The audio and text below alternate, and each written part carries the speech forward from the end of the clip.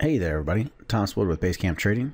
It is Wednesday, July 19th, and we're going to take a look at one of the setups from the trading room this morning. Played out fairly well. And that was a breakout in the S&P. Now, one misconception that a lot of traders have is when they're looking at support resistance, we do want to be looking at pivots. That is correct.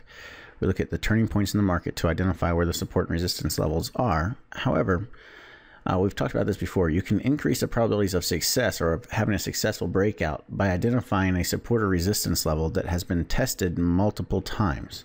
So what do I mean by that? Well, this is a really good example of being tested multiple times. You can see the S&P came up and hit this resistance area or within a tick or two of it 5 separate times before actually breaking through it over the past 3 days. So last Friday and then Monday and Tuesday we hit it again.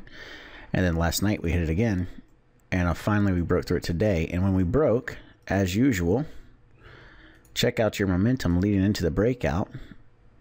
You can see how momentum shifted. We ended up putting in a higher low on the indicator line, did what we call a one red finger setup, which is where you have one red histogram bar, and then it goes right back to green.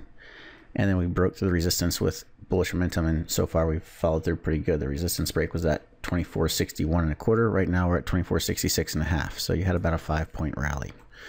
So overall, not a bad setup. Nice job for those of you that took the trade in the trading room today. But keep an eye on this type of thing. When you see a market that's consolidating or moving sideways, a lot of times that's just setting you up and getting you ready for a new potential entry or for a new trade opportunity. So we keep an eye on that. Alrighty, that's all I have for you for today. I will see you in the trading room bright and early tomorrow morning. And until next time, happy trading.